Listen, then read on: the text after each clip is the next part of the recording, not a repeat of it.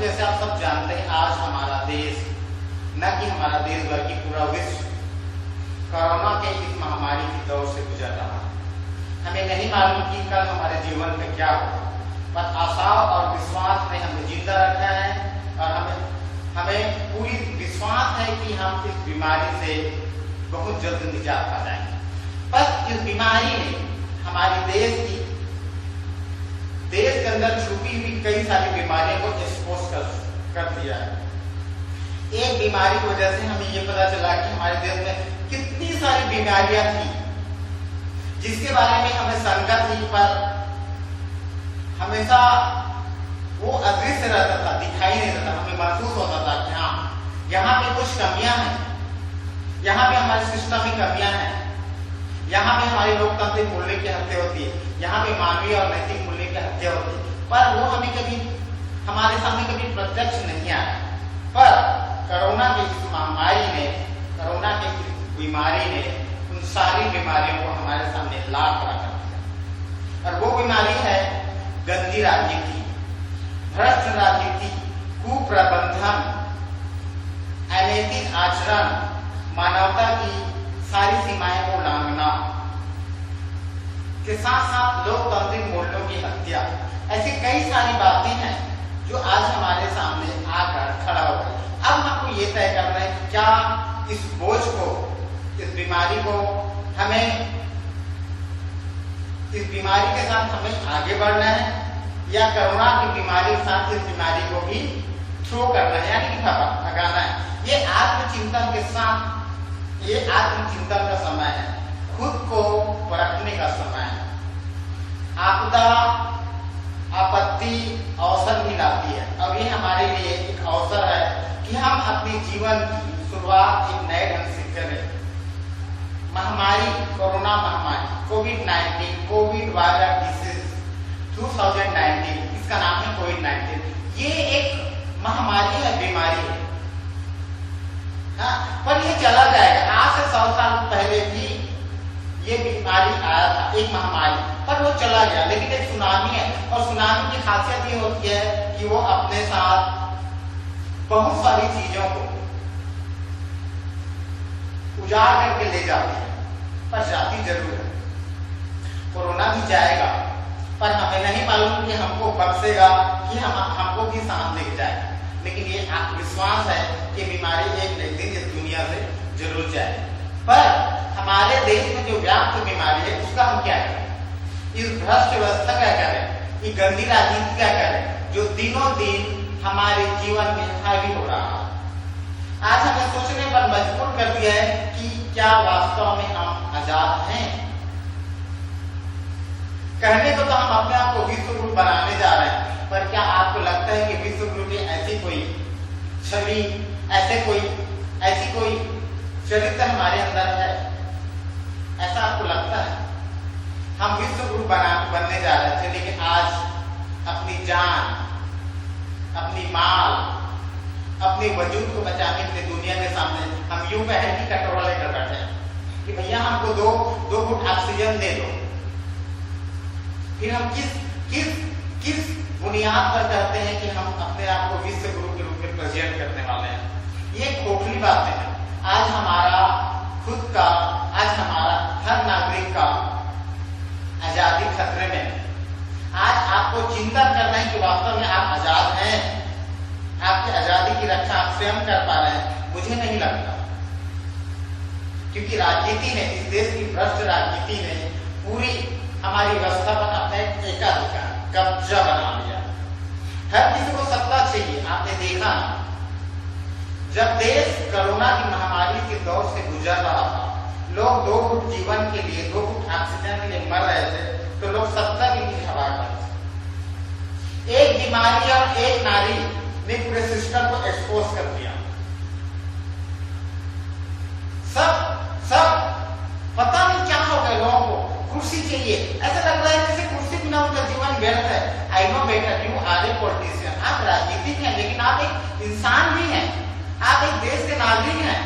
एक इंसान और एक नागरिक को के नाते आपका कर्तव्य है, हम भी एक नागरिक हैं। मैं आपको बता दूं कि कॉन्स्टिट्यूशन में आप नागरिक को अधिकार के साथ साथ कर्तव्य दिए हुए हैं। कि एक नागरिक अधिकार के साथ कर्तव्य क्या होना चाहिए, और आप अगर कर्तव्य प्रति प्रतिबद्ध नहीं है तो आपके अधिकार का कोई मोल नहीं है, कोई महत्व नहीं है दोस्त। ये बात आपको समझनी चाहिए। अगर पतन की डोर आपके हाथ में नहीं है तो आपकी पतन कितने भी आसमान की ऊंचाई पर जाए उसका विनाश होना तय है। इसी कारण आपके पास कितना भी अधिकार हो, अगर आपका कर्तव्य नहीं है, आप अधिकार एक दिन आप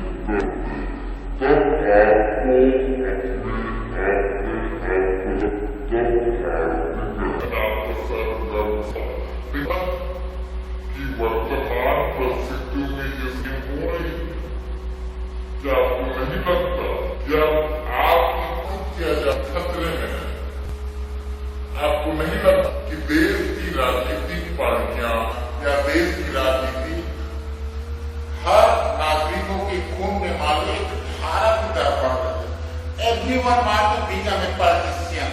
हर कोई अपने आप को एक राजनीतिक बनना चाहता है। हर किसी के खून में राजनीतिक महत्वाकांक्षा उबार मार रही है। एक चीज बताइए, 130 करोड़ का देश है, आप सारे लोग राजनीतिक हो जाएंगे तो भी देश का एक ही प्रधानमंत्री होगा ना, एक ही एमएलए होगा, एक ही पार्लियामेंट होगा।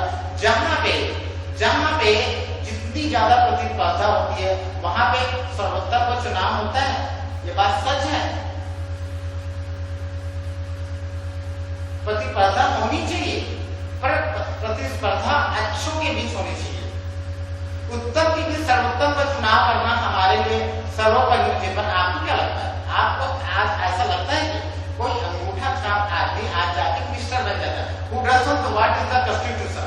जो नहीं जानता कॉन्स्टिट्यूशन का स्पेलिंग जानता वो आपको मिनिस्टर बनता है। जो दिन भर बॉटल शराब का बाटल लेकर घूमता है आज वो आबकारी मंत्री बना हुआ।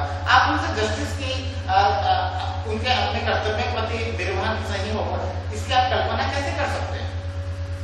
ये असंभव बातें हैं। भगवान ने इंसान सबको बनाया एक जैसे, पर सब गुण में एक जैसे नहीं होते हैं। आप गोल चीजों में चपटे चीजों को चाहे लाख कोशिश करें वहां पे आप उसको ठीक नहीं कर सकते। ये एक व्यवहारिक सत्य है। इसलिए हर जगह राजनीति के नाम पे आप हर इंसान को जाके हर जगह फिट नहीं कर सकते। आखिर उनकी क्वालिटी उनका गुणों का कोई महत्व तो होना चाहिए ना, और होता भी है। हर जगह प्रतिस्पर्धा होता है, नहीं तो जाके किसी भी कलेक्टर बना देते, किसी को एसपी बना देते, किसी को डीएसपी बना देते। हमें प्रतिस्पर्धा क्यों होती है? पर लोकतंत्र के नाम पे आप प्रतिस्पर्धा रखते हैं। अधिकार सबको है, कोई भी मुख्यमंत्री बन सकता है, कोई भी प्रधानमंत्री बन सकता है, ये बात सच है। पर गुणों का भी तब तक महत्व होता है ना कि अनपढ़ जो आदमी उस जगह के लिए जस्टिफाई नहीं करता, आप उसको वहां पे बैठाएंगे तो वो अपने पद के साथ कैसे जस्टिस करेगा? जो आदमी अपने पद के साथ न्याय नहीं कर सकता वो आपकी लोकतंत्र की मूल्यों की रक्षा कैसे करेगा? वो आपके हितों की रक्षा कैसे करेगा? सबसे बड़ी समझने की बात यही है। गुण सब में होता है और होना भी चाहिए। प्रकृति और मानव जीवन में यही एक समानता है।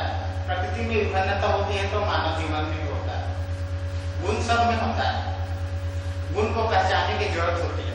दूसरों को देखकर दूसरों के पीछे भागने से अच्छा यही है कि हम अपने आप को पहचाने।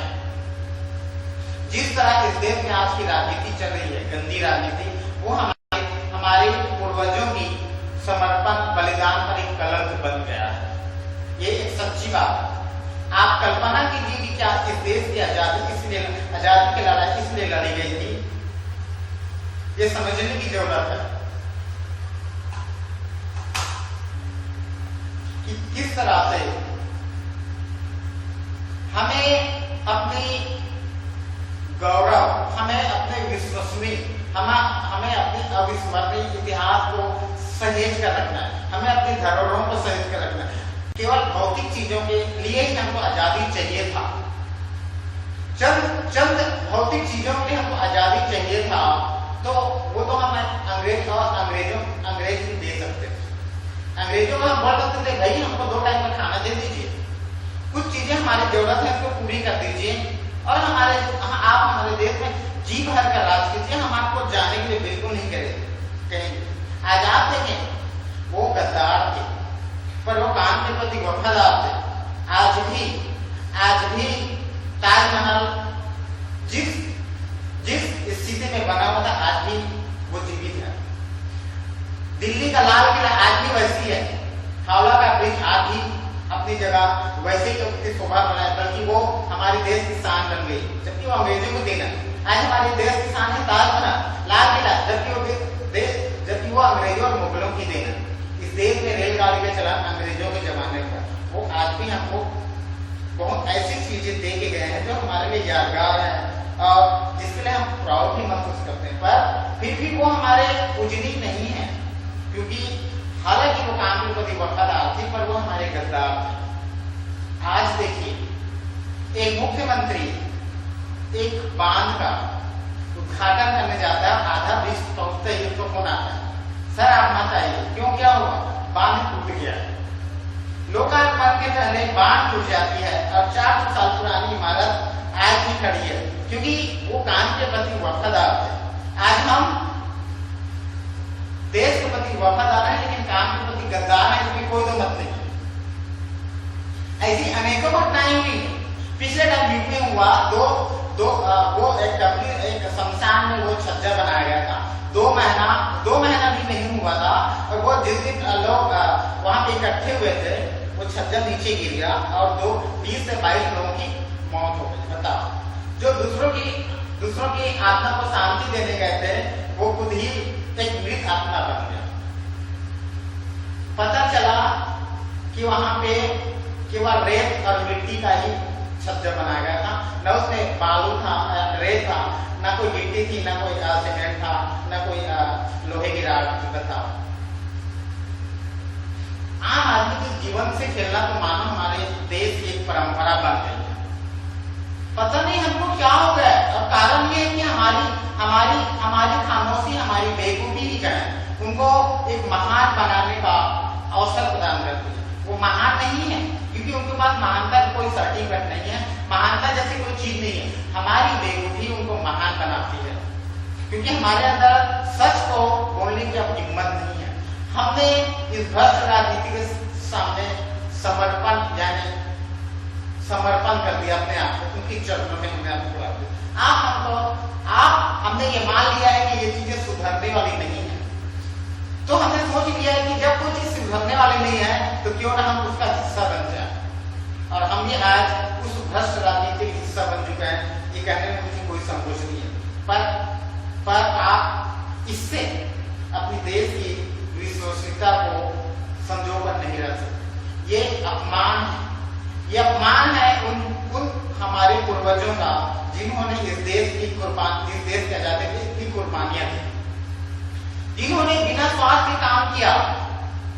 आज का दौर और उस समय का दौर में एक महत्वपूर्ण फर्क है ये दोस्तों। पहले लोग काम करके महान बनते थे, यानी भगवान। आज लोग पहले भगवान बनते हैं फिर काम करते हैं, इसलिए उन पर कोई सवाल नहीं खड़ा कर सकता। आप देख रहे हैं ना, कोई घर छोड़ के आ गया तो भगवान बन गया, कोई भगवा पहन लिया तो भगवान बन गया। भगवान का चलिए, ये एक सोची समझी साजिश है कि आप किसी को भगवान का एक मूर्ति बना दो, एक मंदिर बना दो, लोगों के मन में एक भाव पैदा कर दो कि भैया ये आपके भगवान है। जब आपको उनको लगेगा कि हाँ ये भगवान के रूप में स्थापित हो चुका है, तो भगवान से कैसे सवाल कर सकते हैं? भगवान पर किसी तरह के सवाल करना एक पाप है। ये हमारे शास्त्रों में लिखा गया है। तो हमें किसी आदमी को भगवान के रूप में प्रकट कर दिया है, उनकी मंदिर बना दिया गया है। हालांकि वो मंदिर बाद में वो एक इमोशनल ड्रामा हुआ था। हमने आज तक इतिहास में कभी देखा कि कोई जीवित व्यक्ति का भी मंदिर बनता है। हमने इतिहास में ये भी नहीं देखा कि जीवित व्यक्ति का कोई इतना मूल्यांकन होता है। किसी के जीवन का मूल्यांकन तो उसका मरणोपरांत होता है। हमें यही नहीं मालूम कि आज मैं सामाजिक कार्य करता हूँ, कल मैं देशद्रोही बन सकता हूँ, कल मैं बंदूक उठा सकता हूँ, क्या मालूम मेरे जीवन का क्या होने वाला। पर आपने कभी सोच लिया कि मेरा जीवन का सच यही है? ये एक बुनियादी एक बकवास बात है, ये एक चमचागिरी है जिसे अंदर कुछ भी नहीं है, ये समझने की जरूरत है। तो पहले लोग काम करके भगवान बनते थे, आज लोग भगवान बनकर काम कर रहे हैं। इसलिए आप मुझसे सवाल नहीं कर सकते, you can't question about him, आप उन पर कोई संदेह नहीं कर सकते। वो राष्ट्र के नाम पर संबोधित करेंगे जनता को, लेकिन वो खुद पालन नहीं करेंगे, लेकिन आप उसको कुछ नहीं बोलेंगे। जब तक दवाई नहीं तब तक इलाज नहीं, और ये फार्मूला मुझ पर अप्लाई नहीं। यही एक सच्चाई है। आपने देखा जब देश कोरोना के संकट से दौर से गुजर रहा था, तब लोग सत्ता और कुर्सी के पीछे पड़े थे, किसी को आपकी परवाह नहीं। कभी आपने सोचा है इस देश में कि देश की जनता की लाश को कूड़े करकट की होने वाली गाड़ी में ढोया जाए? कभी आप कल्पना कर सकते हैं कि एक महिला अपने पति को जीवन देने के लिए अपनी सांस एक घूंट सांस को देने के लिए प्रयास की? आप कल्पना कर सकते हैं? अब आप सोचते हैं कि we are going to make a विश्व गुरु, हम विश्व गुरु बनने जा रहे हैं। दुनिया, हम पागल हैं, हम बेवकूफ हो सकते हैं, दुनिया इतना बड़ा बेवकूफ नहीं है। दुनिया आपके कामों का मूल्यांकन करती है, दुनिया आपकी क्वालिटी को देखती है। मैं मानता हूं कि पहले के जो शासन करने वाले थे लोग शायद कायर या बुज़दिल रहे होंगे। इसका ये मतलब नहीं कि आप जो काम करते हैं वो एकदम महानता के श्रेणी में आता है, ऐसा बिल्कुल नहीं है। आप वही करते हैं जो आप संविधान की शपथ लेते हैं, आप वही करते हैं जो आपका कर्तव्य है। एक बाप अपने बच्चों को अच्छी शिक्षा देने की बातें नहीं सोचेगा, अच्छी शिक्षा अपने बेटे के लिए अच्छी शिक्षा मुहैया नहीं कराएगा, उनके अपने परिवार के लिए अच्छा रहन सहन, अच्छा काम करके व्यवस्था नहीं कराएगा, क्या पड़ोसी कराएगा क्या? इसका मतलब ये नहीं कि वो बाप भी महान बन गया। अपने कर्तव्यों का निर्वहन करने कोई महानता की निशानी नहीं। दूसरे लोगों ने अच्छे काम नहीं किया, इसका ये मतलब नहीं कि आप जो भी करते हैं वो अच्छा हो जाता है, ऐसा बिल्कुल नहीं है। और वो आपका देख गया, हमने आपको देख लिया कि आपके लिए सत्ता का क्या महत्व होता है, आम आदमी जीवन में क्या महत्व होता है। जब ये हमारी, आज मैं आपको एक बात बताना चाहूँ, जब ये हमारी कांग्रेस पार्टी जब यहाँ सत्ता में, उस समय अपोजिशन में थी, वहां पे झीरम घाटी का हत्याकांड हुआ था, वहां पे कुछ लोग मारे गए थे, बहुत दुखद घटना था, नक्सलियों का हमला हुआ था। पर उस समय जितने लोग भी मारे गए थे कांग्रेस पार्टी के लोग, उनको शहादत की, बलिदान, यानी उनको शहीद का दर्जा देने के लिए वो एक आंदोलन चलाया था। अब उनको शहीद का दर्जा मिलना चाहिए। आज उसी पार्टी के राज में, उसी पार्टी के शासन काल में आम आदमी की लाश कचरे की ढेर की गाड़ियों में, कचरा जो ढोने वाली जो गाड़ियों होती उसमें ढोया जा रहा है, और ये खामोश है। बताइए, आपने राजनीतिक पार्टी बना लिया, भगवान बन गया। What is the importance of constitution? Bharat के संविधान में, इस देश के संविधान में राजनीतिक पार्टी का कोई एक लाइन की जिक्र नहीं है। आपको इस देश के कॉन्स्टिट्यूशन को समझना पड़ेगा, देश के वास्तविक लोकतंत्र को समझना पड़ेगा, देश के संविधान को समझना पड़ेगा। हमारे देश के संविधान में राजनीतिक पार्टियों की अनिवार्यता पर एक लाइन भी नहीं लिखा गया है। हमारे देश का संविधान का मूल सिद्धांत है जनता के लिए जनता द्वारा चुनी गई शासन व्यवस्था। वो जनता आप भी हो सकते हैं, एनीबॉडी, कोई भी हो सकता है। कोई जरूरी नहीं है कि राजनीतिक पार्टी का ही कोई मेंबर देश का मुख्यमंत्री प्रधानमंत्री का। लेकिन यहाँ पे ठेकेदारी, आपके दिमाग में ये बात बैठा दिया है कि राजनीतिक लोग ही इस देश में सत्ता के काबिल हों, इसलिए वो खुद को, अपने आप को देशभक्ति का सर्टिफिकेट लेके बैठे हैं कि राजनीतिक पार्टी आपको कुछ करने की जरूरत नहीं, आपको परिवर्तन पे काम करने की जरूरत नहीं है, आपको लोगों की हित पे काम करने की जरूरत नहीं। आपको अगर देशभक्ति का प्रमाण पत्र चाहिए तो आपको राजनीतिक पार्टी का एक टुच्चा सा कार्यकर्ता बन जाइए, यानी कि बहुत सड़क छाप और एक झंडा लगा लीजिए, एक बिल्ला लगा लीजिए, तो आप फिर देशभक्ति का आपको प्रमाण पत्र मिल गया। फिर आप नंगा नाच नाचिए, तब आप एक भिखारी जो होता है ना, अंधे भिखारी कि कटोरे से पैसा भी निकालेंगे ना तो लोग आपको कहेंगे देखो कितना बड़ा दानी है, बेचारा अंधा भिखारी को भीख दे रहा। ये राजनीतिक पार्टी एक महिमा मंडन किया गया है, आपके दिमाग को ब्रेन वॉश किया गया है कि राजनीतिक पार्टी ही इस देश को चलाने में सक्षम है और कुछ नहीं। और ये सारा चीजें मीडिया का एक ट्रैजिक कार्यक्रम है। आप देखते हैं ना डिबेट शो होता है, हर शाम को होता है, सब चिल्ला चिल्ली करते हैं, उनमें कौन लोग आते हैं? चुनाव में तो 20 लोग खड़े होते हैं, लेकिन कौन बनेगा करोड़पति, कौन बनेगा मुख्यमंत्री, तो शो में किसको बुलाया जाता है? या तो एक पार्टी, राजनीतिक पार्टी के लोगों को बुलाया जाता है ताकि जनता के दिमाग में ये बात बस जाए कि हाँ भला है बुरा है जैसा भी है, मेरा नेता ही मेरा देवता है और आपको देवता का चुनाव करना। तो दोस्तों बात को समझिए, आप अपने आप को इतना अंधभक्त में मत पड़िए कि आपके लिए खुद के अंदर आत्मसम्मान खत्म हो जाए। इस भगवान जब आपके साथ कोई नाइंसाफी नहीं करता भगवान, तो कोई आपको भाग विधाता कैसे बन सकता है? प्रकृति को समझिए, जहां पे प्रकृति में भिन्नता है इसलिए प्रकृति का वजूद है। तो जहां पे अच्छाई है वहां पे बुराई है, असमानता ही प्रकृति की खूबसूरती है, तो असमानता ही मानव जाति की खूबसूरती है। कोई किसी चीज के लिए बना है, कोई किसी, लेकिन हर इंसान में कुछ ना कुछ होता है। हर इंसान में आपके अंदर भी कोई गुण है जो आपके परिवार के लिए, आपके देश के लिए, आपके समाज के लिए काम आएगा। आप अपने जीवन को दूसरे के चरणों में इस तरह मत सौंपिए। हर किसी को अच्छा लगता है, हर किसी को दीवानगी पसंद आती है, हर कोई चाहता है कि सारे देश मेरे पीछे भगे। ये मानवीय प्रवृत्ति, आप इसको समझिए। चाहे कोई भी इंसान कितना भी बड़ा हो, हर चाहता है कि दुनिया को मैं अपने मुट्ठी में कर लूं, सारी दुनिया मेरे चरणों पे आके गिर जाए, सब मेरी महिमा मंडी करे। It is human nature. एक मानवीय व्यक्ति महत्वाकांक्षी होना बहुत अच्छी बात है। दूसरों को सम्मान करना बहुत अच्छी बात है। आप दूसरों के प्रति दीवानगी दिखाइए, पर इतना भी मत कीजिए कि आपके अंदर खुद का सम्मान खत्म हो जाए। दूसरों को दीवानगी दिखाने के पहले, किसी का फैन बनने के पहले, हाँ एक्टरों क्रिकेटरों के प्रति फैन बनने के पहले अपने देश के प्रति भी थोड़ा दीवानगी दिखाइए। फिर आप थोड़ा सा उसका हिस्सा अपने देश के लिए इन्वेस्ट कीजिए। फिर देखिए कोई पुलिस वाला आपसे रिश्वत लेने की हिम्मत नहीं करेगा। जब आप देश के प्रति अपना एक समर्पण भाव रखते हैं तो आपके अंदर कमिटमेंट खुद ही पैदा हो जाता है। जब आप देश को, समाज को अपना समझते हैं तो समर्पण का भाव अपने आप पैदा हो जाता है। जब आपके अंदर समर्पण का बना है, अपनापन है, वहां पे आपके साथ कोई भी नाइंसाफी नहीं कर सकता। ये बात समझने की जरूरत है। मैं आपको बहुत एक अच्छी कहानी बताता हूँ। एक मेला में एक गुब्बारा बेचने वाला गुब्बारा बेचता रहता है। उसके बाद कई तरह के गुब्बारे थे, हरा, पीला, लाल, लाने, कई तरह के, मेनी मोर्स कलर, बहुत सारे कलर थे।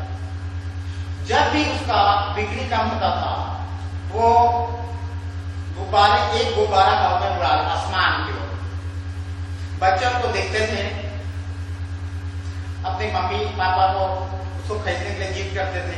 ये उनका एक प्रयास था कि हमेशा जब भी उनकी बिक्री, इस तरह उसकी बिक्री भी बढ़ जाती थी, जब भी उसकी बिक्री कम होने लगती थी वो इस तरह की चीजें करने लगते थे। ऐसा करते समय उसको एक बार एहसास होता है कि पीछे से कोई उसका कपड़े को खींच रहा है।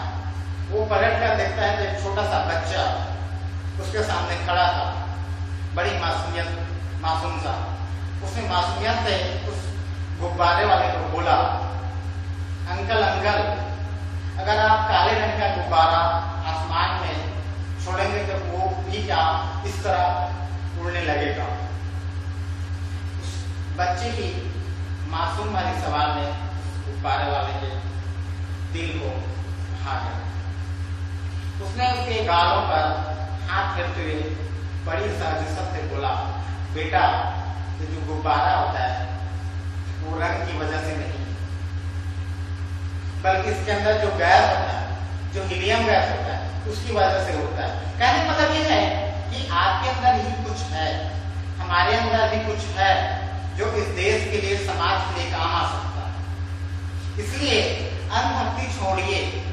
आपने देख लिया ना कौन आपके लिए कितना समर्पित भाव इस आपदा ने, इस बीमारी ने, इस महामारी ने इस देश की कई सारी बीमारियों को एक्सपोज किया है। अब आपको तय करना है कि आपको इस बीमारी को ढोना है अपने सर पर लेकर, इस राजनीतिक बीमारी को, इस कुव्यवस्था को, इस कुप्रबंधन को, कि इसको थ्रो करना है। जैसे हमारे पूर्वजों में हमारे देश की संस्कृति संस्कार को मिटाने वाले अंग्रेजों और मुगलों को यहाँ से बाहर उठाने का बीड़ा उठाया।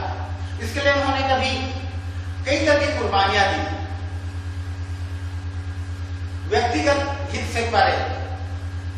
आज आप उस कुर्बानी के लिए तैयार हैं? अगर तैयार हैं तो आपकी आने वाली पीढ़ी एक बेहतर भविष्य, एक बेहतर समाज, एक बेहतर देश के लिए, देश की कल्पना कर सकते हैं उनके लिए। वरना आपकी जो आज खामोशी है, आपकी जो महत्वाकांक्षी है, आप जो छोटी छोटी चीजों में अपने आप को समर्पित कर देते हैं। समर्पित का मतलब बिक जाते हैं, मतलब छोटी छोटी चीजों, छोटी छोटी बातों में, लोगों की बातों में आ जाते हैं। आप कभी सवाल नहीं करते। आपको लगता है कि बस मैं किसी को भी और दूं, किसी को भी कोई भी राजनीतिक पार्टी चुनाव जीते होगा तो वही जो होना है। अवसर को छोटी मोटी अपनी जरूरतों को ही हमारी अति महत्वाकांक्षी गलत करने की हमारी कमियां जो बुराई करने का एक मार्ग हो सकता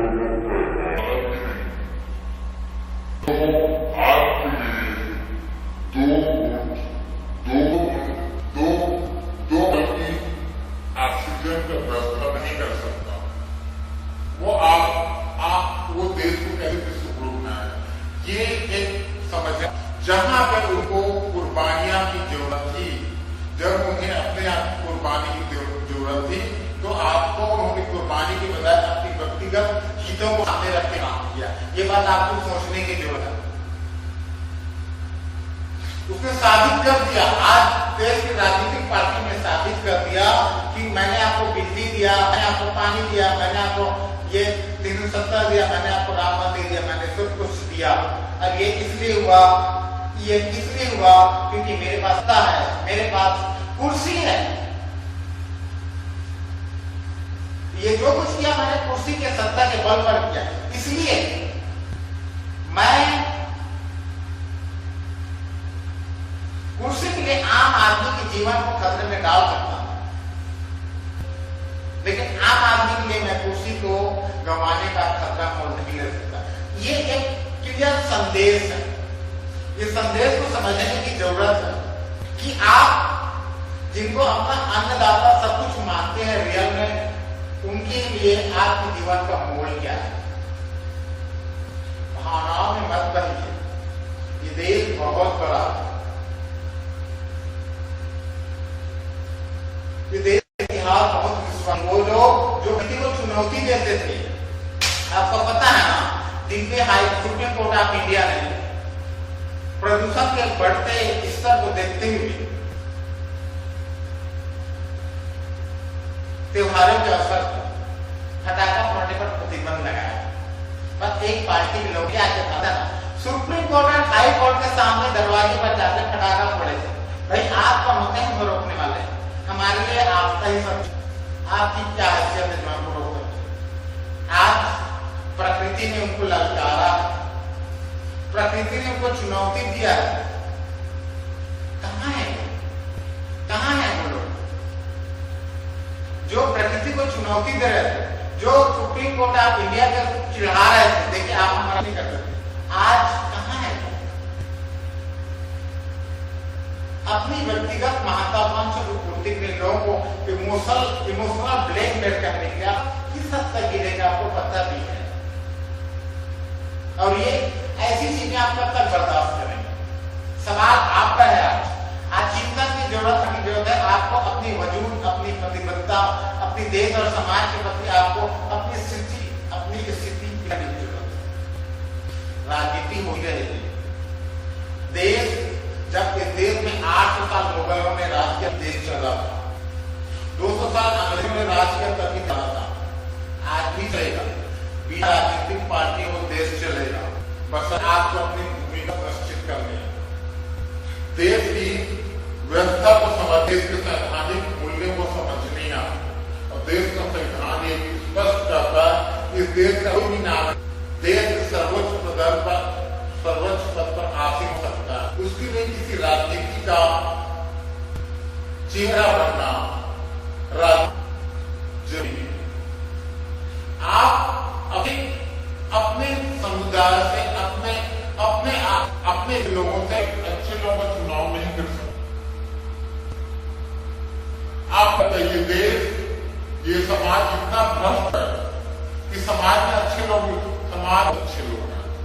अच्छे लोग इसलिए आगे नहीं पाते क्योंकि रति हावी है, हमको नहीं मालूम। एक आदमी बोलता है मुझे वोट दे दे, मैं अच्छा करूंगा, हम बिना वोटे पढ़ के एक थप्पड़ लगा देते हैं। हमको नहीं मालूम कि हमारा प्रतिनिधि कौन है, वो हत्यारा है, जो बलात्कारी है, इस पर कितने आपराधिक मामले दर्ज है। आज आपको पता है इस देश के पार्लियामेंट में 40% लोगों पर आपराधिक मामले दर्ज है। कौन है? आपके ही प्रतिनिधि हैं, आपने ही वो चुनकर भेजा है। अगर आप ऐसा करते हैं तो सवाल उन पर नहीं, आप पर। आपने पट्टी क्यों बांधी? आपके आंखों में पट्टी क्यों है? और देश का मंदिर, अगर मंदिर में अगर इस तरह के लोग रहेंगे तो मंदिर कैसे रहेगा? देश अगर मंदिर में पुजारी चरित्रहीनता की सीमाएं लांघेगा तो मंदिर की पवित्रता कैसे सुरक्षित रहेगी? आप बताइए। देश का लोकतंत्र तब तक सुरक्षित नहीं रह सकता, देश का लोकतंत्र जब तक ट्रांसपेरेंट नहीं रह सकता, जब तक वहां पे अच्छे लोगों का, केवल अच्छे आदर्श समाज और देश और के बारे में सोचने वाले लोगों का जमावा नहीं होगा, तब ये देश कभी विश्व गुरु नहीं बन सकता। इसलिए भावनाओं में बहने की बिल्कुल जरूरत नहीं। वास्तविकता को पहचानिए, खुद के वजूद को समझिए। आज कहाँ है? आज वो लोग कहाँ है जो आपके लिए ट्वीट नहीं करते हैं, जिसकी फोटो आप अपने सीने पे लेकर घूमते रहते हैं, जिसके लिए दीवानगी की सारी, जिस एक झलक पाने के लिए दीवानगी की सारी हदें पार करते? कहाँ है वो आपके लिए ट्वीट नहीं करते, उनको आईना तक नहीं दिखाते, जो आपके लिए मार्गदर्शन करते हैं। बड़ी स्क्रिप्टेड फिल्में बनाते हैं, कहते हैं कि फिल्म समाज का आईना है। वो कहाँ गए थे जब देश में शाही स्नान हो रहा था, जब लाखों लोग पर करुणा का साया मंगा रहा था, बड़ी रैलियां उनकी पार्टियों की, कहाँ थे वो लोग? कहाँ? एक ट्वीट तो नहीं कर सकते। वो आपकी जिनके लिए आप इतनी बड़ी कुर्बानी देते हैं, जिनकी तस्वीर अपने सीने में लगाए लेके बैठे हैं, कहाँ है वो? आपकी बेवकूफी उनके लिए महानता का द्वार खोलती है। ये बात आपको समझने की जरूरत है। कहाँ है वो? तो दोस्तों, मेरे देशवासियों, आप इंसान होने के साथ आप एक नागरिक हैं। आप अपने वजूद को बनाए रखिए, दूसरों की भावना में मत बनिए, वास्तविकता को समझिए, अब देश और समाज के प्रति अपनी भूमिका सुनिश्चित कीजिए, जिस तरह आप अपने परिवार के लिए करते हैं, अपने बच्चों के लिए करते हैं, अपनी पत्नी के लिए करते हैं, अपने माँ बाप के लिए करते हैं। वो भी एक कर्तव्य है, तो देश के प्रति भी आपका एक कर्तव्य है। जिस दिन आप अपने कर्तव्य को निर्वहन, जिस दिन आप अपने देश और समाज के प्रति एक समर्पण का भाव रखेंगे, जब अपनापन का भाव रखेंगे, कोई आदमी आपको एक बॉटल दारू में खरीदने की हिम्मत नहीं करेगा। कोई आपको चंद रुपये देगा, आपके वोट खरीदने की हिम्मत नहीं करेगा। कोई आपको भावनाओं के रॉ में बहकर कोई आपको इमोशनल ब्लैकमेल करने का प्रयास नहीं करेगा। ये बात को आप समझिए। आप लोकतंत्र का मतलब को समझिए। आप इस देश के राजा, you are a king of a democracy. आप अपने आप को गुलाम मत बनाइए। आप राजा हैं तो राजा का कर्तव्य को समझिए। आप इस देश के भाग्य विधाता हैं। आप नहीं इस देश के भाग्य विधाता, अपने जीवन का भाग्य विधाता दूसरों को बनने मत दीजिए। आप इस देश के विश्वसनीय अविस्मरणीय इतिहास को समझिए। आने वाला कल जब इतिहास में इस बात का मूल्यांकन होगा तो 2021 का चुनाव काला अक्षर में लिखा जाएगा। उस दिन आप भी उसका घेरे में खड़ा होंगे। आप भी एक मुजरिम की तरह होंगे, क्योंकि जब देश महामारी के दौर से गुजर रहा था तो आप उन लोगों की राजनीतिक हित को पूरी करने के लिए बड़ी बड़ी रैलियों में अपनी उपस्थिति दर्ज कर, इतिहास आपको भी माफ नहीं करेगा।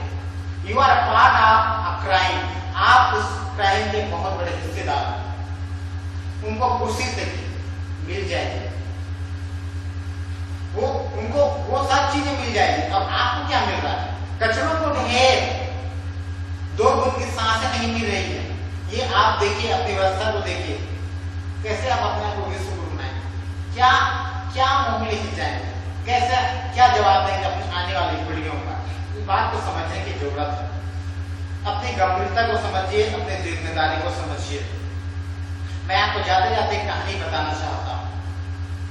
ये हमारे लिए हमारे जीवन का मंत्र का एक इंसान ही अपने आप में इतनी बड़ी शक्ति एक इंसान में क्यों होती है, मैं आपको बताना चाहता हूँ। एक कारीगर था, वो रास्ते चल रहा था, कारीगर था, मूर्तिकार था, मूर्ति बनाता था। एक रास्ते चलते चलते उसका पैर एक पत्थर से टकरा गया। उसने उस पत्थर को उठाया और अपने घर ले चला गया और घर जाकर उसने पत्थर का एक बहुत सा खूबसूरत मूर्ति बना दिया। ये बात एक दूसरा आदमी वॉच कर रहा था, उसकी गतिविधियों का ध्यान रखा था। जब मूर्ति बनकर तैयार हो गया तो एक दूसरे आदमी ने उनसे बोला, आपने इस पत्थर को एक खूबसूरत मूर्ति बना दिया। तो उस मूर्तिकार ने जवाब दिया, मैंने इस पत्थर को मूर्ति नहीं बनाया, ये मूर्ति तो पहले ही से था।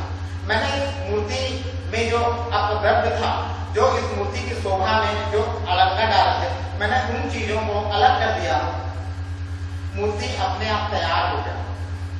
कहने का मतलब ये है कि आप अपनी लालच को, अपनी अति महत्वाकांक्षा को, अपनी दुर्गुणों को अपने अंदर से बाहर करते हैं तो आपके अंदर एक जिम्मेदार इंसान, जिम्मेदार माता पिता, जिम्मेदार नागरिक होने खुद ही प्रकट हो जाता है। आप अंधेरे को दूर करने का प्रयास मत कीजिए। आप उजाले को सामने लाने का प्रयास कीजिए। जब उजाला आएगा, अंधेरा अपने आप दूर हो जाएगा। तो कहने का मतलब ये है कि अंधेरे को दूर करने के लिए आपको खुद को एक उजाला, रोशनी को जन्म देना पड़ेगा। आप अंधेरे को भगाने का प्रयास मत कीजिए, उजाले को जन्म दीजिए, अंधेरा अपने आप चला जाएगा। उसी तरह आप अपनी महत्वाकांक्षा, अति महत्वाकांक्षाओं को दूर करते हैं, चाटुकारिता को दूर करते हैं, अंधभक्ति को दूर करते हैं। ये सारी चीजें आप दूर करते हैं तो आपके अंदर एक अच्छा इंसान और एक अच्छा नागरिक का भाव खुद ही प्रकट हो जाएगा। जब ये दोनों चीजें आपके अंदर हो जाएगी तो आपको अपनी जिम्मेदारियों का एहसास खुद ही होने लगे। फिर कोई आपको भावनाओं में बहकर आपके साथ इमोशनल ब्लैकमेल नहीं कर सकता, कोई आपके साथ भगवान नहीं बन सकता, कोई या आप किसी को भगवान की तरह पूज नहीं सकते। ये एक अजीब परंपरा बन गया कि हमने ये कर दिया, हमने वो कर दिया, हमने वो कर दिया, इसलिए हम भगवान का अवतार बन गए। ऐसा कैसे हो सकता है? दूसरों की नाकामियां, दूसरों की बुराइयां हमारे लिए अच्छा होने का संकेत कैसे दे सकते?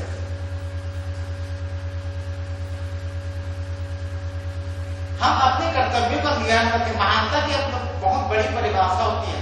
महानता का सबसे बड़ा गुण जो होता है वो त्याग होता है, समर्पण। आज आपको लगता है कि किसी भी इंसान में ये चीजें, किसी भी राजनीतिक पार्टियों में त्याग और समर्पण की भावना है? नहीं है, तो वो महान कैसे हो गया? कोई आदमी घर को छोड़ने से महान बन गया, कोई आदमी पुराना अपने परिवार को छोड़ने से महान बन गया, कोई आदमी जाके गुफा में जन्म लेना पड़ जाए महान बन गया। महानता की अपनी एक परिभाषा होती है। तो महानता की निशानी कुर्बानी, त्याग, समर्पण, राष्ट्र ही सर्वोपरि। आपने कभी देखा है ऐसी कुर्बानी आज के राजनीतिक पार्टियों में? कभी देखा है? राजनीतिक द्वेष चरम सीमा पर है। देखिए हमारे देश के मुख्यमंत्री आज सत्ता में है। आपको पता होगा यहाँ पे एक घटना हुआ था, प्रमोद वर्मा जो एक सीडी कांड में फंसा हुआ था। बाद में पता चला कि एक मंत्री को ब्लैकमेल कर रहा था, उसका काम फर्जी था, उसका काम ही था फर्जी ब्लैकमेल करना, ये सारी चीजें। पर आप राजनीतिक चरित्रहीनता की सीमाएं देखिए। जब वो जेल से छूटा तो आज के जो मौजूदा मुख्यमंत्री उसका ऐसे स्वागत करने गया जैसे कोई ओलंपिक का पदक जीत कर आया, कोई कारगिल का युद्ध जीता। अरे वो ब्लैकमेलर है, वो फर्जी से बनाकर लोगों के पैसा उसी लिए काम करता था। वो महान कैसे बन गया? वो इतना पूजनीय कैसे होगा कि आप उसके लिए ढोल नगाड़े उन्हीं के बाद फूलों का हार लेकर उनका स्वागत ले जा रहे हैं? क्योंकि उसने एक षड्यंत्र था, एक मंत्री अपोजिशन के एक मंत्री था। तो ये राजनीतिक चरित्र, आप ऐसे लोग अपने दफ्तर में लगा के गांधी और विवेकानंद की फोटो लगाते हैं, केवल मुखौटा लगा। चरित्र कर्म ही सब कुछ है। आपके कर्म दिखता है, फोटो से कुछ होने वाला नहीं है। कर्म से पता चलता है कि कौन आदमी क्या व्यक्तित्व कितना महान है। फोटो लगाने से कुछ नहीं होता। 4 कदम गांधी यात्रा करने, पद यात्रा करने से कोई आदमी गांधी नहीं बन जाता। गांधी बनने के लिए गांधी के व्यक्तित्व को जीना पड़ेगा। विवेकानंद बनने के लिए आप विपक्ष में रहते हैं तो शराबबंदी का कत्ल लगा के घूमते हैं। जब पक्ष में आते हैं तो हेलो आपको शराब चाहिए? हाँ, आप ये घर बनाया है, अपना एड्रेस बता दीजिए, आपको शराब घर में भिजवा। इस तरह की हरकतें करते हैं। जनता बेवकूफ नहीं। आप राज करिए इस देश में। आप समझते हैं कि इतिहास के पन्नों में नाम दर्ज करा के आप कोई बहुत बड़ा महान आदमी बन जाते हैं। ये अपने दिमाग से इस बात को निकाल दीजिए। इस देश के इतिहास के पन्ने में औरंगजेब का भी नाम है, अलाउद्दीन खिलजी का नाम है, जवाहरलाल डायर का भी नाम है। इतिहास के पन्ने में नाम दर्ज कराने से कोई महान नहीं बन जाता। ये गद्दार थे क्योंकि इनका व्यक्तित्व ये हमारे देश की विरासत को, हमारी संस्कृति संस्कार को नष्ट करने के लिए आए थे। इसलिए हमारे लिए गद्दार थे, इसलिए हम इसकी कभी पूजा नहीं करेंगे। इतिहास के पन्नों में नाम दर्ज कराकर भी ये हमारे लिए दुश्मन है, थे, हैं और हमेशा रहेंगे। इसलिए आप ये मत समझिए कि आपने कोई इतिहास में अपना एक नाम दर्ज करा के संविधान के शपथ लेके आप कोई महान बन जाए। बिल्कुल नहीं। महानता कुर्बानी मांगती है, महानता त्याग और समर्पण मांगते हैं। और आपकी कुर्बानी के किस्से हमने पढ़े हैं, देख भी रहे हैं। लोग कोरोना से मरते हैं तो आप जाकर वहां पे ढोल नगाड़े बजाते हैं। आपके लिए चुनाव, आपके लिए कुर्सी सब कुछ प्यारा है। इतिहास आपको कुर्सी के प्रति समर्पण था, कुर्सी के प्रति लालची, अति मात्रा लालची। क्यों नहीं इतिहास आपको याद है और क्यों नहीं करना चाहिए? इसलिए आपके मुंह से बड़ी बड़ी बातें शोभा नहीं देती।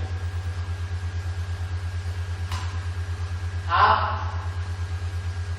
चाहे कितना भी प्रयास कर लें, आप इस सच को झुठला नहीं सकते कि आपके लिए कुर्सी और सत्ता से ज्यादा बड़ा कुछ नहीं है। नैतिकता, मानवता, लोकतंत्र तो मानो आज हमारे देश में राजनीतिक पार्टियों का बंधन बन गया है। कैबिनेट में मंत्री कितने होते हैं? 15% लोग मंत्री होते हैं, एक मुख्यमंत्री होते हैं, लेकिन एक कैबिनेट और चंद मंत्री होते हैं। पर शासन कौन करता है?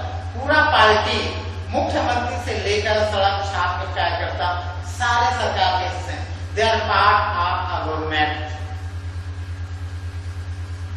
हमें एक ऐसी व्यवस्था बनानी है। इसलिए दोस्तों, समझने की जरूरत है। अपनी जिम्मेदारियां, अपने कर्तव्यों से आप अपने आप को अलग नहीं कर सकते। ये देश आपका है।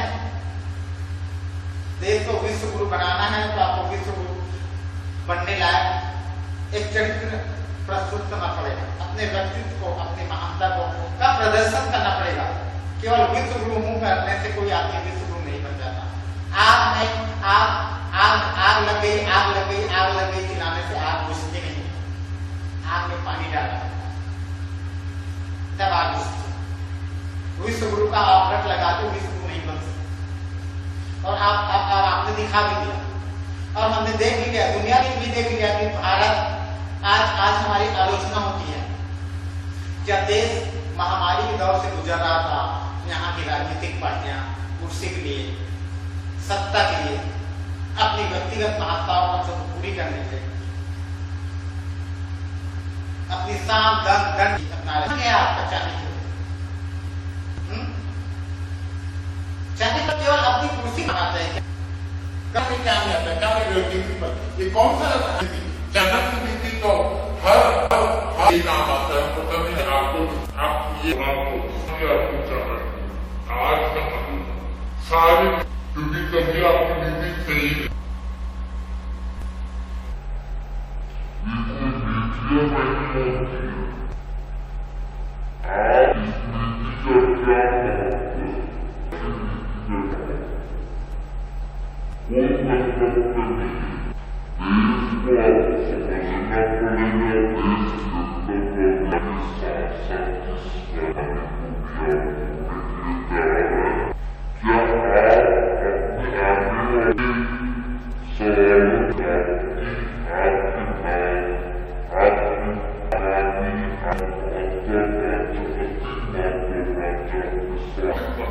ऐसे जीवन में मजबूर कर दिया। अगर आप आने वाली पीढ़ी को समाज देना चाहते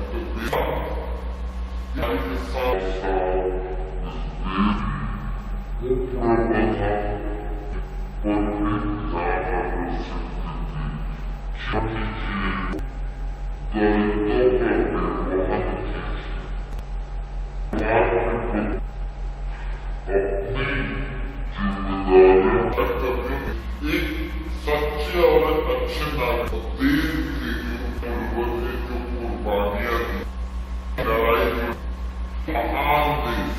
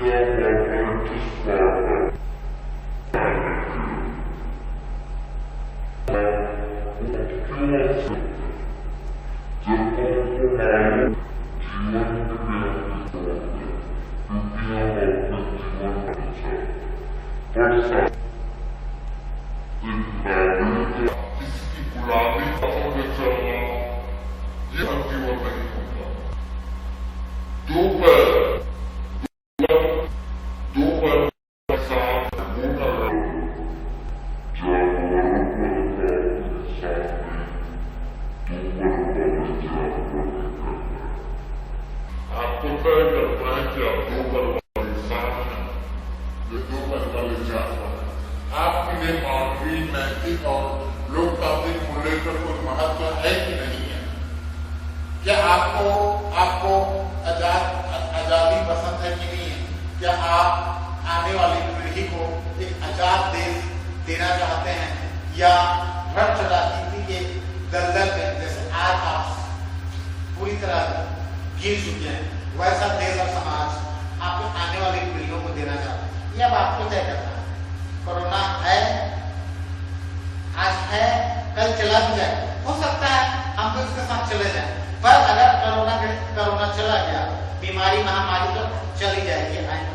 आज नहीं तो कल ही। हाँ, ये जरूर कि अपने साथ कितनी तबाही लेके जाएगी ये हमको नहीं मालूम। हो सकता है हम भी उस बीमारी का शिकार हो जाए, पर हमको एक संकल्प भी लेना है कि हमने इन चंद दिनों में हमने जो देखा और जो महसूस किया, अब ऐसा भारत का कल्पना हम नहीं कर सकते। ऐसी भारत, ऐसी व्यवस्था को हम रो नहीं सकते। ये आपको संकल्प लेना है, तभी आप अपने एक नागरिक होने के गौरव को प्राप्त कर सकते हैं। भारतीय होने का गौरव आपके अंदर तभी है जब आप देश की ढांचों, देश की संस्कृति, संस्कार, सभ्यता को संजो कर रखते हैं, आजादी की कीमत समझते हैं, अपने पूर्वजों की बलिदान और त्याग और समर्पण की भावनाओं की कदर करते हैं। तभी आपके लिए सब चीजों का मूल है, वरना कोई मूल नहीं। जियो, जानवर भी जीते हैं, इंसान भी जीते हैं, हर प्राणी जीने का अधिकार है, हर प्राणी इस दुनिया में रह रहे हैं, जी रहे हैं। आप भी जिए, कोई मतलब कोई आपको कहने और पूछने वाले नहीं, पर आपको वास्तव में अपने जीवन को सार्थक करना, एक नागरिक होने का गौरव प्राप्त करना है, मनुष्य होने का, मनुष्यता का एक छाप दुनिया में छोड़ना चाहते हैं, तो आपको सजग आत्मचिंतन करने की जरूरत है। बस यही आपको कहना है। मैं आपको जाते जाते एक बात और भी बताना चाहता हूं। कोई आदमी नहीं चाहता कि दुनिया मुझे इस ऐसे एक खलनायक के रूप में जाने। आपको बताना चाहता हूं एक छोटी सी कहानी, उसके बाद मैं बातें खत्म करूंगा। एक आदमी सुबह सोकर उठा और अखबार के पन्नों में देखा कि उसका एक उठावना जो होता है ना, उठावना जो आर्थिक श्रद्धांजलि वाले काला में उसका फोटो छपा था और उसमें लिखा था डायनामाइट का निर्माण करने वाले मारा गया, मौत का सौदागर मारा गया, और वह एक मौत का सौदागर था। और वो कोई नहीं था, नोबेल पुरस्कार, लेक्स नोबेल जिसका नाम है, जिसने डायनामाइट का आविष्कार किया, तो उसने खूब दौलत कमाई। और उसके आश्चर्य, उसके बहुत पीड़ा की, दुख हुई कि लोग मरने के बाद उसे मौत का सौदागर के नाम से जानेंगे। ये पीड़ा उनके लिए आसानी था, वो कभी नहीं चाहता था कि मरने के बाद लोग मुझे मौत का सौदागर के रूप से जाने। इसलिए उन्होंने उस दिन से संकल्प ले लिया और अपनी सारी दौलत, सारी ताकत को दुनिया में शांति स्थापित करने के लिए लगा थे, युद्ध कर। लोग आज शांति का नोबेल पुरस्कार उसी के नाम से देते हैं, जिसका नाम था लेक्स नोबेल।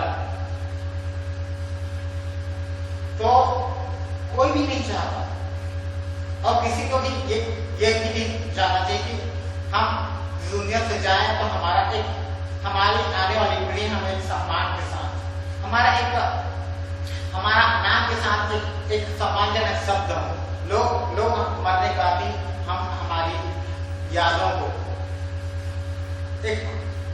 हम पर थूके, हम इस तस्वीर पर फूलों की जगह जूते और चप्पल की माला बनाए। जैसे आज हम औरंगजेब, अलाउद्दीन खिलजी को याद करते हैं, जनरल डायर जैसे लोगों को, ख्यात लोगों को याद करते हैं।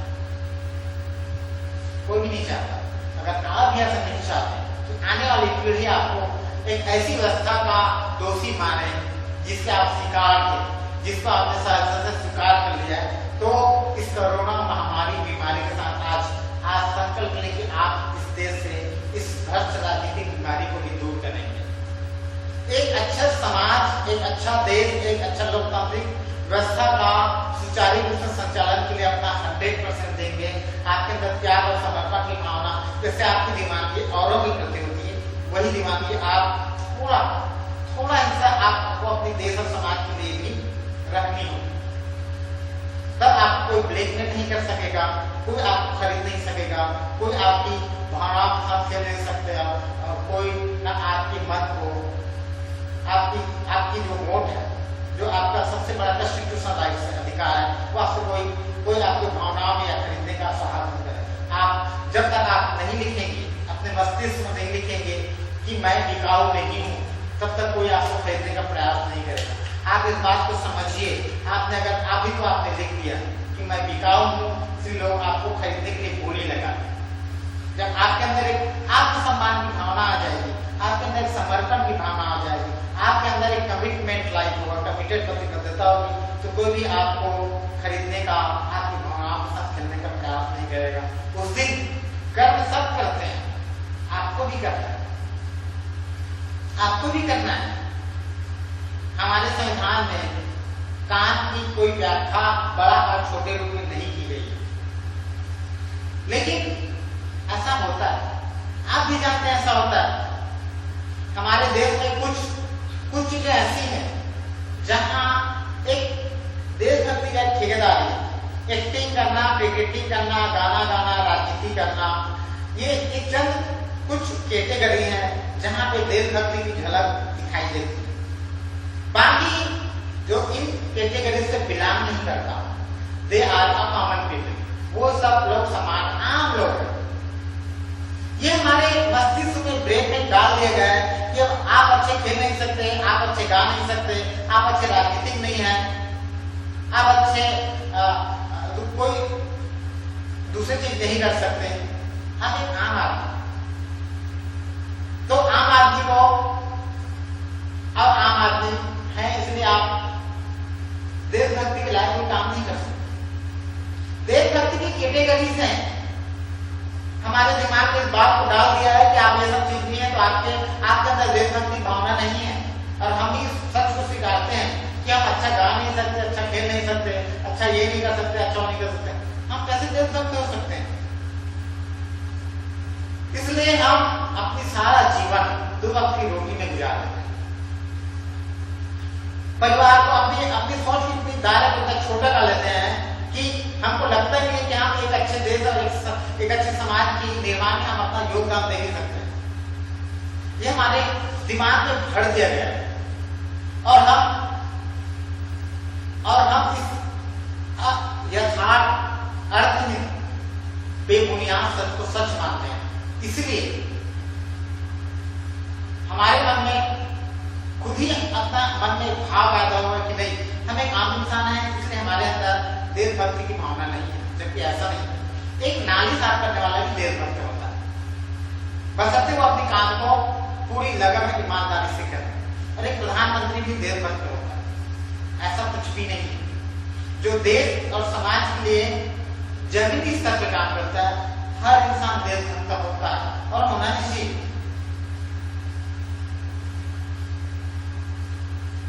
हरियाली केवल बड़े बड़े फलदार पौधों से नहीं होती, हरियाली में घास फूस का भी महत्व होता है। आप जानते हैं ना, गार्डन में हरियाली, वो घास भी होते हैं, हरियाली में उनका योगदान होता है जो बिना उगाए उग जाते हैं, पर वो उस गार्डन की, उस बगीचे की सुंदरता है। आम आदमी एक महान देश के लिए अगर समर्पित भाव से काम करे तो एक महान देश के लिए खूबसूरती बन सकती है। बशर्ते हमें अपनी जिम्मेदारियों का एहसास होना चाहिए, हमारे काम में कमिटमेंट होनी चाहिए, हमारे अंदर त्याग और बलिदान की भावना होनी चाहिए। हम देश की व्यवस्था को समझें, देश के लोकतांत्रिक मूल्यों को समझें, मानवता और नैतिकता की भली भांति पालन करें, वरना जिंदगी काटने के लिए तो कोई बात ही नहीं है। जिंदगी तो यूं ही कट जाएगी। इस देश में ऐसे लोग भी हैं जो कुछ नहीं करते हैं, लेकिन दो वक्त खाना उनको आराम से मिल जाता है, जिनकी कोई सोच नहीं है, जिनकी कोई सपने नहीं है, जिनकी कोई आशाएं नहीं है, जिनकी कोई महत्वाकांक्षा नहीं, पर वो भी कभी भूखा नहीं रहता है। उनकी जिंदगी जानवर से बदतर है, पर वो भी भूखा नहीं रहता। जिंदगी वो भी जी ले, वो भी 80 साल की जिंदगी जी ले, 70 साल की जिंदगी जी, पर क्या आप ऐसे किसी जिंदगी को जस्टिस नहीं करते हैं? आप एक मनुष्य होने के नाते, एक नागरिक के नाते बिल्कुल नहीं। हर पल चुनौती होनी चाहिए। निखार आपके जीवन में तभी आएगा जब आप चुनौतियों का सामना करते हैं। और एक कोरोना ने, बीमारी ने आपको चुनौती दी, एक नए समाज का, एक नए देश का, एक नए लोकतांत्रिक व्यवस्था। इसलिए अब आपको चिंतन कीजिए, मनन से आवाज उठाइए। कुछ लोगों को भगवान के रूप में प्रोजेक्ट किए गए, पर ये मत समझिए कि वो जो करते हैं वही सच है। ये बिल्कुल गलत धारणा है। ऐसा कुछ भी नहीं है, वो भी इंसान है, उनसे भी गलतियां हुई है। और लोकतंत्र की खूबसूरती यही है कि आप उनसे सवाल करें, लेकिन यह सच है कि आपको सवाल करने नहीं दिया जाता। तो ये हमारी व्यवस्था की कमजोरी है। जब तक आप सवाल नहीं करेंगे, आपके अंदर आपको जवाब नहीं मिलेगा, आपके अंदर एक आंतरिक सुख का अनुभव नहीं होगा, एक जिम्मेदारी का अनुभव नहीं होगा। जब आपके अंदर एक जिम्मेदारी का एहसास नहीं है तो आप अपने आप को अच्छे नागरिक की श्रेणी में नहीं ला सकते। तो बहुत सारी चीजें हैं जो आपको करनी है। इसलिए दोस्तों, आप अपनी जिम्मेदारी का निर्वहन कीजिए। कोरोना की इस बीमारी ने हमारे देश में और बहुत सारी बीमारी को एक्सपोज कीजिए। आप उसके लिए चिंतन कीजिए, मनन कीजिए, और किसी भी तरह हमारे समाज में बहुत सारे लोग अच्छे हैं, बहुत ही अच्छे लोग हैं, बुरे लोग बहुत कम है। अच्छाई और बुराई के बीच बहुत बड़ा खाई इसलिए है कि अच्छे लोगों में एकजुटता नहीं है और बुराइयों में एकजुटता है। अच्छे लोग का बुराई में बहुत ज्यादा, क्योंकि वो लोग संगठित हैं। तो इस बात को जानना पड़ेगा।